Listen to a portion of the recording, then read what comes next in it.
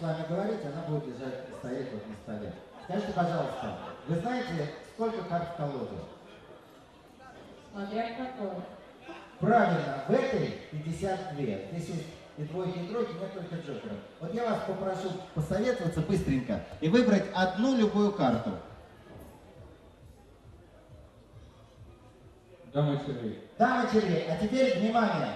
Посмотрите, что я сделал перед выступлением. Я перед выступлением открыл эту колоду и одну карту вот с краю положил перевернутой. То есть все карты выглядят, лежат лицом к вам, и только одна перевернутая. Вы назвали даму червей.